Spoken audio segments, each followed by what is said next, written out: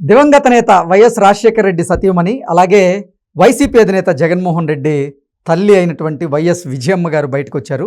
YS Jaganmohan Reddy మీద అలాగే భారతిరెడ్డిని ఉద్దేశించి ఎన్సీఎల్టీకి వైఎస్ విజయమ్మ ఒక లేఖ రాసినటువంటి నేపథ్యంలో అసలు ఆ లేఖ రాయడం వెనక కారణం ఏంటి, ఆ లేఖలో ఏముంది అనేది పూర్తి స్థాయిలో మనం విశ్లేషణ చేసుకునేటువంటి ప్రయత్నం చేద్దాం. ప్రస్తుతం మనతో పాటు ఉన్నారు ప్రముఖ రాజకీయ విశ్లేషకులు, ప్రముఖ సీనియర్ జర్నలిస్ట్ సిఎస్ రావు గారు. సార్తో మాట్లాడదాం. సార్ నమస్తే. సార్ నమస్తే. వైఎస్ విజయమ్మ గారు ఎన్సీఎల్టీకి జగన్మోహన్ రెడ్డిని అలాగే భారతిరెడ్డిని ఉద్దేశించి ఒక లేఖ రాశారనేటువంటి వార్తలు వస్తూ ఉన్నాయి.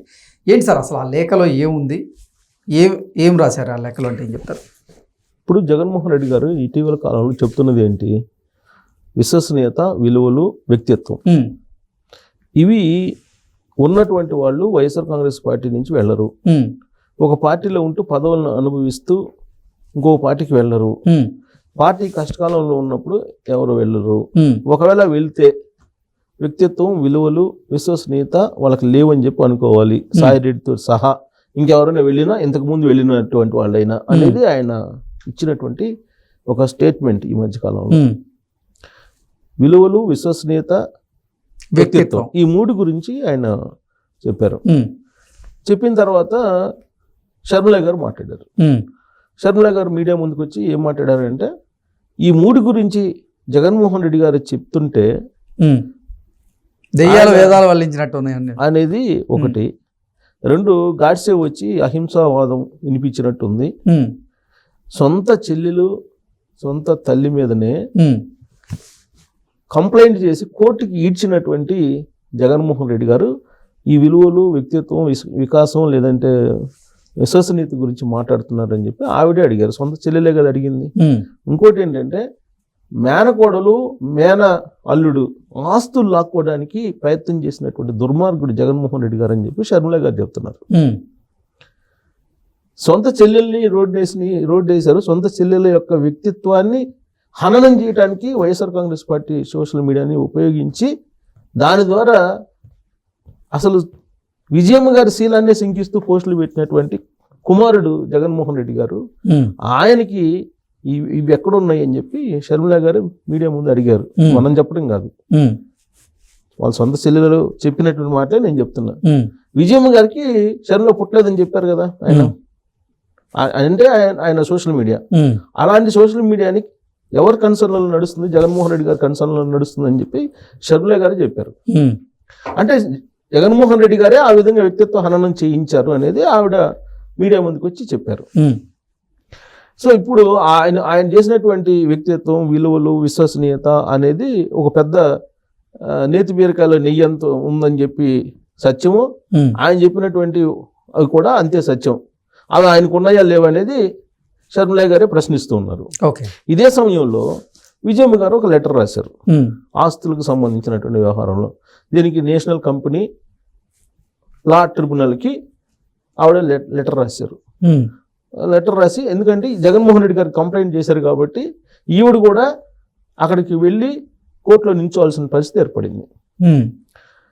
ఆ సందర్భంగా ఆవిడ ఏమన్నారంటే, నా గుండెలు పిండేస్తున్నారు వీళ్ళు, జగన్మోహన్ రెడ్డి గారు, భారతి గారు అని కూడా అన్నట్టు వచ్చింది న్యూస్. వీళ్ళు నా గుండెలను పిండేస్తున్నారు. ఆస్తుల పంపకాల విషయంలో రాజశేఖర రెడ్డి గారు బతికున్న రోజుల్లో ఏం చెప్పారు అనేది నాకు తెలుసు అని చెప్పి ఆవిడ విజయమ్మ గారు చెప్పారు. ఎంఓయూ ఉంది, 2019 నాటి ఎంఓయూ ఉంది. ఆ ఎంఓయూ ప్రకారం ఆస్తుల పంపకాలు జరగాలి. కానీ ఈయన సరస్వతి పవర్ ప్రాజెక్ట్స్లో ఇచ్చినటువంటి గిఫ్ట్గా చెల్లెలకి ఇచ్చినటువంటి లేదా తల్లికి ఇచ్చినటువంటి వాటాలని మళ్ళా వెనక్కి తీసుకునేదానికి కోర్టుకి వెళ్ళాడు. ఒకసారి గిఫ్ట్గా ఇచ్చేసినట్టు సంతకాలు ఉన్నాయి, 2019లో ఇచ్చినట్టు. ఆ మేరకు ఎంఓయూ ఉంది. ఉన్నటువంటి ఎంఓయూని రద్దు చేసుకొని మళ్ళా ఆ గిఫ్ట్ని వెనక్కి తీసుకుంటానని చెప్పి అంటున్నాడు. ఇలాంటి పరిణామం ఒక తల్లిగా గుండెలు పిండేస్తుంది నాకు అని చెప్పి ఆవిడ చెప్పడం జరిగింది. కోర్టులో నేషనల్ కంపెనీ లా ట్రిబ్యునల్ అంటే కోర్టు, అక్కడ నిల్చోవాల్సిన పరిస్థితి నాకు క్రియేట్ చేశారు భారతీయ జగన్మోహన్ రెడ్డి అని చెప్పి ఆవిడ బాధపడుతున్నారు. ఏ తల్లి అయినా సరే విజయమ్మ గారి ప్లేస్లో ఉంటే ఖచ్చితంగా బాధపడతారు. పిల్లలు కొట్టుకుంటూ ఉంటే ఆస్తుల కోసం లేదంటే విభేదించుకుంటూ ఉంటే ఒకరికొకరు పరస్పరం విమర్శించుకుంటూ ఉంటే ఏ తల్లి అయినా తట్టుకోగలదా? విజయమ్మ గారిది కూడా అదే అలాంటి పరిస్థితి. విజయమ్మ గారు కూడా ఇప్పుడు మీడియాకు ఆవిడ రాసినటువంటి లేఖ అవన్నీ కూడా విడుదల చేస్తున్నారు. జగన్మోహన్ రెడ్డి గారు ఓ పార్టీ పెట్టారు, ఆయన ఏదో నీతివంతమైన రాజకీయాలు నడపాలని చెప్పేసి వచ్చానని చెప్పి చెప్తూ ఉన్నారు. ఇప్పుడున్నటువంటి రాజకీయాలు భ్రష్టు పట్టిపోయినాయి, ఈ రాజకీయాలు మార్చాలనేటువంటి ఆలోచన తనకు ఉంది అని చెప్పి ప్రజల్లోకి వెళ్ళారు. కొత్త పార్టీ పెట్టుకున్నారు. రాజశేఖర రెడ్డి గారు చనిపోయిన తర్వాత జరిగినటువంటి పరిణామాల్లో కీలకంగా వ్యవహరించింది ఎవరంటే షర్మిల గారు, విజయమ్మ గారు. రాజకీయ వేదిక మీద వ్యాపారాలు ఈవిడ చూసుకుంటున్నారు, ఎవరు భారతి గారు. మరి ఇలాంటప్పుడు ఆయన జైలుకి వెళ్ళినప్పుడు పార్టీ నిలబెట్టినటువంటి షర్మిల గారిని ఆయన జైలు నుంచి బయటకు వచ్చిన తర్వాత పంపించేశారు.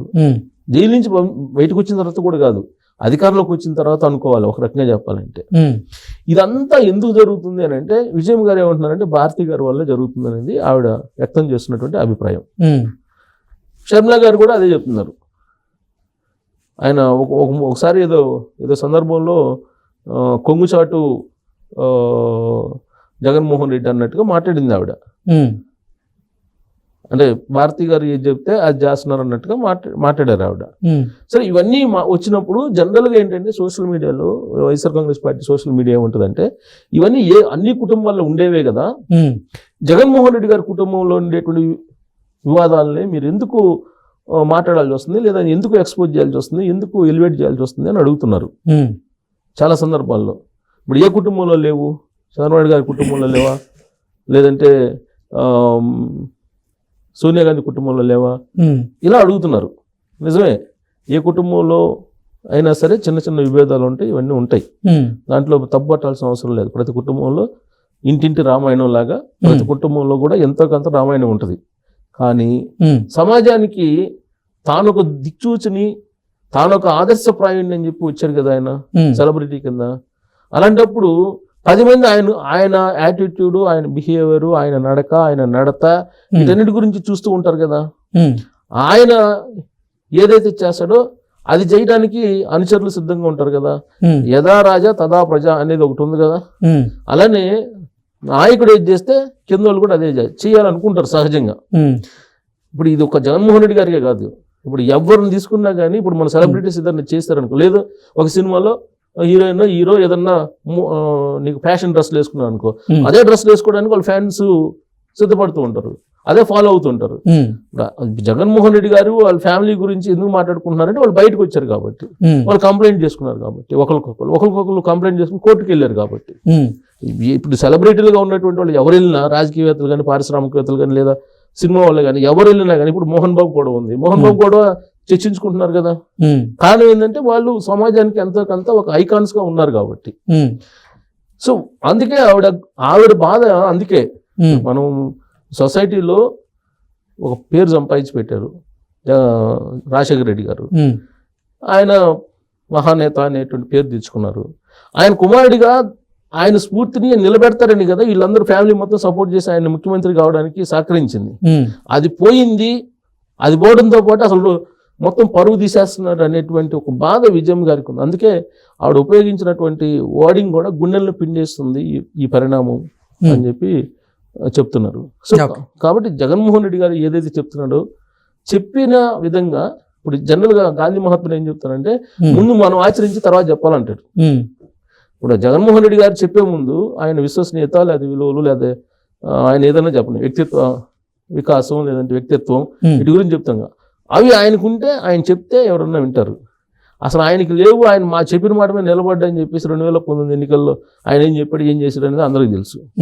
మరి ఆయన వచ్చి ఆయన నేను కడిగిన ముత్యాన్ని మీరు నమ్మండి అని చెప్పి చెప్తుంటే ఒకవైపు తన తల్లే నా గుండెలు పిండేసేలాగా వీళ్ళు కొడుకు కోడలు వ్యవహరిస్తున్నారని చెప్పి ఆవిడ చెప్తుంటే ఇది కరెక్ట్ అంటే జగన్మోహన్ రెడ్డి గారు మరి ఆయన గురించి ఆయన ఏమనుకుంటున్నారో తెలియదు. ఆయన ఏం చెప్పినా జనాలు వింటారు అనుకుంటున్నారు ఏమో తెలియదు. సరే ఇంటే మనకేమో నష్టం లేదు, వినకపోయినా నష్టం లేదు. బట్ కాకపోతే ఇలాంటి ఫ్యామిలీలు జరగకుండా ఉంటే బాగుండేది అనేది మనం భావించడానికి, లేదంటే జరగకుండా ఉంటే 10 మందికి కూడా ఆదర్శంగా ఉంటారనేది మన అభిప్రాయం. అంతే. Okay sir, thank you so much. Thank you.